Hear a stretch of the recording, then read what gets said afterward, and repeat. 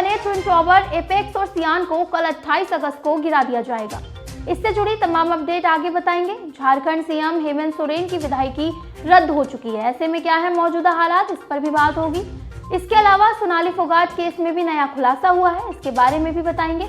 बस बने रहिए बुलेटिन के अंत तक। नमस्कार, मैं मेघा और आप देख रहे हैं द लीडर हिंदी। अब खबरें विस्तार से। नोएडा में बने 32 मंजिला ट्विन टावर को गिराने की बात काफी समय से चल रही है। किसी न किसी वजह से इस पर रोक लग जाती है। अब रविवार दोपहर 2:30 बजे से ये ट्विन टावर गिरा दिया जाएगा। इन इमारतों को बनाने में जहां 13 साल लग गए, वहां इनको टूटने में सिर्फ 12 सेकेंड का समय लगेगा। कुतुब मीनार से ऊंचे ट्विन टावर से ठीक 9 मीटर दूर सुपरटेक एमरेल्ड सोसाइटी है, जहां 650 फ्लैट्स में करीब 2500 लोग रहते हैं। देश भर में ज्यादातर लोग देखना चाहते हैं कि ट्विन टावर आखिर कैसे टूटेंगे, लेकिन आसपास रहने वाले लोगों को डर बना हुआ है कि उनके घर कैसे बचेंगे। घर बच भी गए तो टावर के मलबे से निकली धूल से वे कैसे बच पाएंगे। ये जगह सेक्टर 93 में है और नोएडा के महंगे एरिया में शामिल है। यहाँ 3 BHK फ्लैट की कीमत करीब 1 करोड़ रुपए है। ट्विन टावर गिराने की जिम्मेदारी एडिफिस नाम की कंपनी को दी गई है। ये काम प्रोजेक्ट मैनेजर मयूर मेहता की निगरानी में हो रहा है। वे बताते हैं कि हमने बिल्डिंग में 3700 किलो बारूद भरा है। फ्लैट्स में लंबे लंबे छेद करके बारूद भरना होता है। फ्लोर टू फ्लोर कनेक्शन भी किया जा चुका है। मेहता ने बताया कि हम टावर गिराने में वाटरफॉल टेक्निक इस्तेमाल कर रहे हैं। ये एक तरह का वेविंग इफेक्ट होता है जिसे समुद्र की लहरें चलती हैं। पूरी प्रोसेस उसी तरह से होगी। बेसमेंट से ब्लास्टिंग की शुरुआत होगी और 30वीं मंजिल पर खत्म होगी। इसे इग्नाइट ऑफ एक्सप्लोजन कहते हैं। इसके बाद बिल्डिंग गिरना शुरू हो जाएगी। इसमें करीब 12 सेकेंड लगेंगे।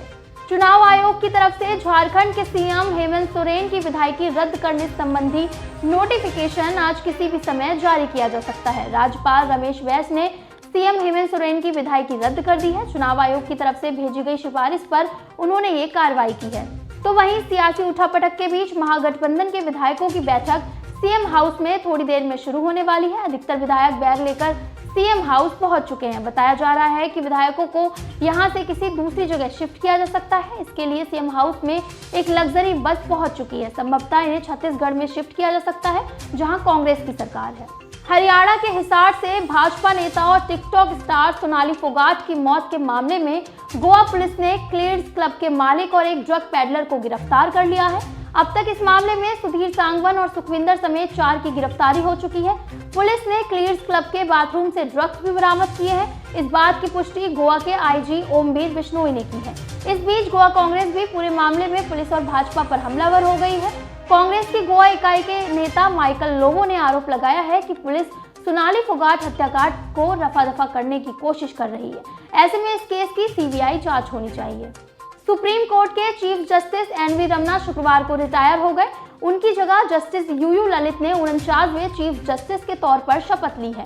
जस्टिस ललित इसी साल 8 नवंबर को रिटायर होंगे, यानी CJI के तौर पर उनका कार्यकाल सिर्फ 74 दिन का होगा। इस दौरान उन्हें सुप्रीम कोर्ट में लंबित 492 संवैधानिक मामलों को निपटाने की चुनौती होगी। सुप्रीम कोर्ट की वेबसाइट के मुताबिक 26 अगस्त तक कोर्ट में 71,411 अन्य मामले लंबित हैं। इनमें आर्टिकल 370, नोटबंदी, CAA, इलेक्टोरल बॉन्ड, UAPA और सबरीमाला जैसे केस शामिल हैं। प्रधानमंत्री नरेंद्र मोदी शनिवार से गुजरात की 2 दिवसीय यात्रा पर रहेंगे। इस दौरान वे अहमदाबाद और भुज में कई परियोजनाओं का उद्घाटन और शिलान्यास करेंगे। प्रधानमंत्री कार्यालय ने गुरुवार को जारी किए गए एक बयान में ये जानकारी दी। पीएमओ ने कहा कि मोदी अपनी यात्रा की शुरुआत में 27 अगस्त को अहमदाबाद में साबरमती तट पर बने फुट ओवर ब्रिज का लोकार्पण करेंगे। इसके बाद वे रिवर फ्रंट पर आयोजित खादी उत्सव समारोह को संबोधित करेंगे। कानपुर, प्रयागराज और वाराणसी में गंगा यमुना उफान पर है। प्रयागराज में यमुना गंगा दोनों खतरे के निशान से ऊपर बह रही हैं। प्रयागराज में शनिवार सुबह गंगा से सटे सलोरी इलाके में मगरमच्छ सड़क पर आ गया। 10-12 फीट लंबे मगरमच्छ को देखकर लोग डरकर छतों पर चढ़ गए। इलाके में सभी ने अपने दरवाजे बंद कर लिए हैं। तुरंत पुलिस और वन विभाग को सूचना दी गई।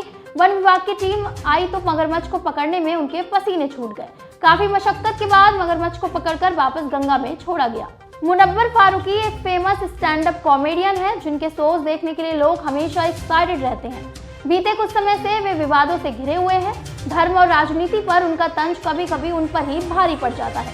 वे अक्सर इन मुद्दों पर खुलकर बात करते नजर आते हैं। इसकी वजह से उनके शोज पर इसका बुरा असर पड़ता है। बेंगलोर के बाद अब मुनव्वर फारूकी का दिल्ली में होने वाला शो भी रद्द कर दिया गया है। अगर आप भी 28 अगस्त 2022 को दिल्ली में मुनव्वर फारूकी का शो देखने के लिए एक्साइटेड हैं, तो ये आपके लिए बुरी खबर हो सकती है। दिल्ली पुलिस की लाइसेंसिंग ब्रांच ने परमिशन देने से इनकार कर दिया है। मीडिया रिपोर्ट्स की माने तो सेंट्रल डिस्ट्रिक्ट पुलिस ने ब्रांच को एक रिपोर्ट भेजी थी, जिसके मुताबिक मुनव्वर के शो की वजह से एरिया में सांप्रदायिक शांति भंग हो सकती है।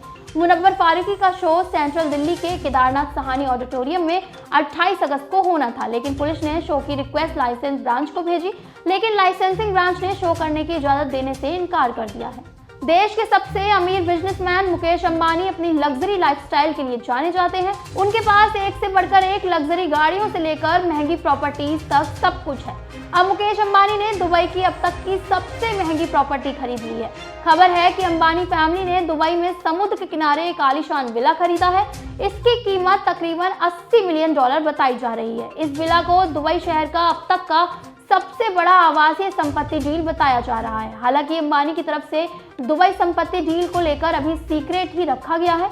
इस पर कोई ऑफिशियल बयान जारी नहीं किया गया है। समुद्र तट के किनारे ये हवेली पाम आकार में है। ये द्वीप समूह के उत्तरी भाग में स्थित है और इसमें 10 बेडरूम, एक पर्सनल स्पा, इंडोर और आउटडोर पूल है। बता दें कि यहाँ पर ब्रिटिश फुटबॉलर डेविड बेकहम, अपनी पत्नी विक्टोरिया और बॉलीवुड मेगा स्टार शाहरुख खान की भी प्रॉपर्टीज हैं। यानी अंततः अंबानी अब इनके नए पड़ोसी होंगे। पाकिस्तान में बाढ़ और बारिश से हाहाकार मची हुई है।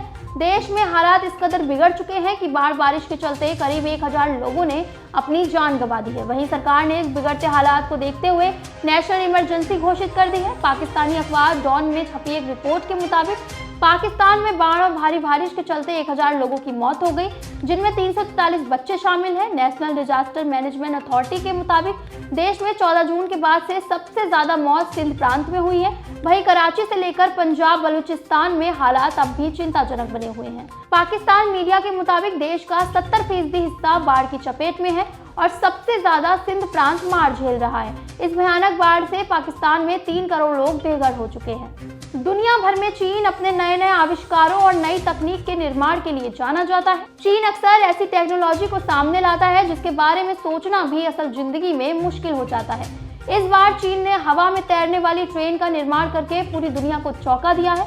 चीन ने दुनिया की पहली स्काई ट्रेन बनाई है जो हवा में चलती है। ये ट्रेन जमीन से ऊपर हवा में चुंबकीय ट्रैक पर चिपक कर चलेगी। ट्रेन की जो फोटो सामने आई है उसे देखकर हो सकता है आप कंफ्यूज हो जाएं और आप अपने मोबाइल या लैपटॉप की स्क्रीन को सीधा करने की कोशिश करने लगे, क्योंकि ये ट्रेन उल्टी ही चलती है। ये स्काई ट्रेन हवा में बिल्कुल चमगादड़ की तरह उल्टी लटकी हुई प्रतीत होती है। चीन की ये ट्रेन हवा में चुंबक के सहारे चलती है। चीन ने शुरुआती तौर पर 2600 फीट लंबा ट्रैक ही तैयार किया है। इस स्काई ट्रेन की अधिकतम रफ्तार फिलहाल 70 किलोमीटर प्रति घंटा रखी गई है। एक खास बात यह है कि ये बिना आवाज के चुपचाप हवा में चलती है।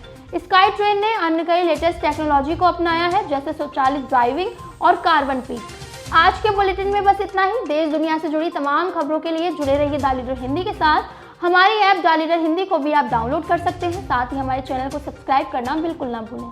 हाय एवरीवन, मैं हूं जसलीन मथारू, द लीडर हिंदी, खरी बात मजबूती के साथ। मुझे बेपनाह प्यार और स्नेह देने वालों से मेरी गुजारिश है कि आप लीडर हिंदी के चैनल को सब्सक्राइब करें और गूगल प्ले स्टोर में जाकर द लीडर हिंदी का ऐप डाउनलोड भी करें।